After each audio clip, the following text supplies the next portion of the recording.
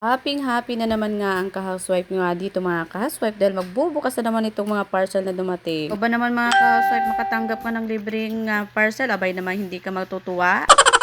Binuksan ko na nga mga ka-housewife itong parcel at napapakanta pa nga ako dyan. Sobrang kilig talaga kasi ako dito sa dumating nga sa akin mga ka-housewife. So anyways, itong una ko binuksan ito nga ang gift wrapper. Meron tayong 10 pieces, 20 to 50 pieces. O perfect talaga yan kasi madami tayong babalutin ngayon ay kayo lang pala, charis.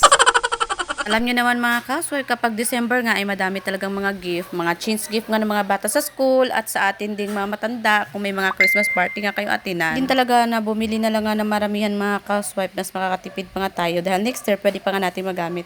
O next year. Dito na nga ako sa parcel na sobrang nagpakilig na sa akin mga ka-housewife. Hindi ko talaga expect na mapagbigyan nga ako nito ni seller.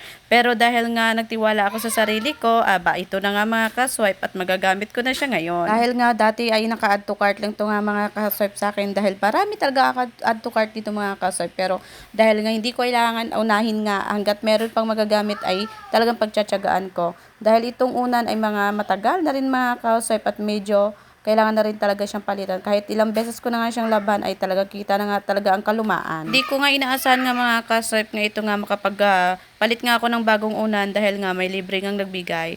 Anyways, ang ginawa ko nga mga ka-swipe kapag nag-request nga ako ng sample, ginagawa ko is ina-add ko nga muna siya sa aking live at kapag nakabenta na ako ay saka na ako magre-request nga kay seller. O di ba? Pampalakas loob. Ingat nga ako dito mga ka-swipe kasi nga alam ko unan to baka kasi mapunit abay masisira ko pa. At pumasok nga itong asawa ko dito mga ka-swipe, istorbo nga ako pero hindi ako nagpapa-istorbo. Kita nyo naman yan mga ka-swipe sa ngiti ko kasi abot tenga talaga yung ngiti ko dito. Buy one take one na din pala ito mga ka-swipe at 200 plus nga. Mas mura pa nga natin ito makukuha nga mga ka-swipe lalo na kapag sa live nga natin siya bibilhin. At may iba-ibang kulay nga tayong pagpilian. Natagalan nga ako dito sa paghugot. O, ang hugot! Dahil nga excited nga dyan ako mga kasap, hindi ko talaga tinigilan yan hanggat hindi ko nga siya nakukuha, aba. Ikaw ba naman, gustong-gusto mo tapos aayawan mo? 'Di ba? Dapat walang ganoon. Finally nga mga ka-swipe, ito na nga siya, natanggal ko na nga siya.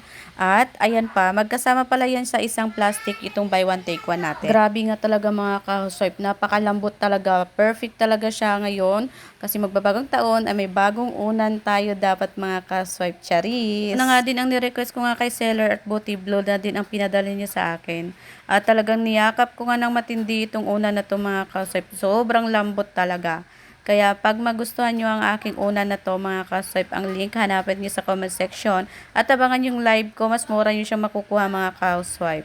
O wag kayong mag-alangan pumasok sa aking live mga ka-swipe, magpabudol na rin kayo dyan, charis! Kaya kung nakaabot ka sa aking video na dito, ay thank you so much nga mga ka-housewife. Ayan, magpapaalam na muna ang ka-housewife nyo. Ayan, magla-live na naman ulit ang ka-housewife. Pabush!